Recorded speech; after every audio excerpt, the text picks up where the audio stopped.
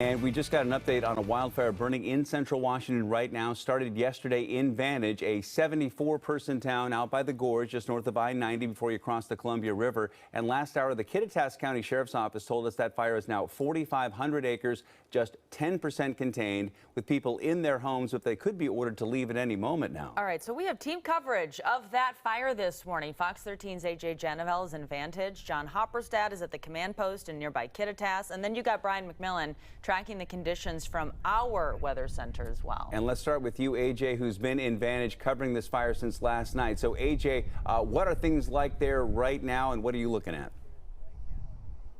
Bill, let's just talk about the impacts and effects that this fire is having on the community. We're on Vantage Highway right now. This road closure that you see behind me has been in place for more than 12 hours at this point. Up this road is where the fire is burning, was burning throughout the evening. When we got here yesterday around 4 in the evening, you could see a giant cloud of smoke over the horizon as crews worked to put this fire out. It was a big effort across the board. Originally, we were told 5,000 acres. This fire started burning around noon and just grew fast. They had crews on the ground. They also had a lot of sky support, helicopters, and airplanes utilizing the Columbia River, able to grab water and drop it on that fire. Now, where we're standing on Vantage Highway, you can see live cars going through that roadblock. We were speaking to law enforcement on scene. They are only letting people pass this roadblock who live down this street. There was a level 3 evacuation put into place around 9 Monday night. That meant get out now. That evacuation has been scaled back to a level 2, meaning be ready to go. But as you see, some of those vehicles able to move through the roadblock.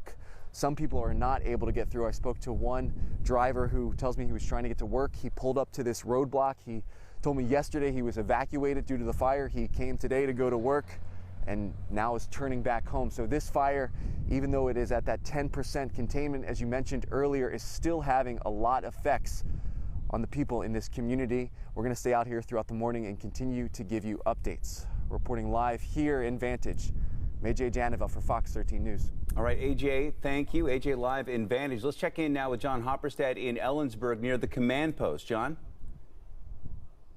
Yeah, guys, we're here at Kittitas Secondary School, actually the high school here in the area. It is the command post. We've got several firefighters here. In fact, a lot of them, as you can see with the tents behind me, have been camping out here overnight, trying to get some rest before they head out back to the fire lines here. We've got fire trucks here in the parking lot from pretty much all over the eastern part of the state here. We're told there's as many as 200 firefighters, most of them from this side of the mountain. And right now they're getting in line, getting some food. And then beyond that, the briefing just getting underway here with some of the fire chiefs and giving some updates to these crews about what they're going to be facing out here today. They say they've split up this fire on a map into zones, and these firefighters will be assigned to specific zones to try to fight this fire and contain it this morning. They do think that they're pretty optimistic that they can put what they call a box around this fire and contain it today, but they will have some aircraft back out here, about 5 aircraft, to dump water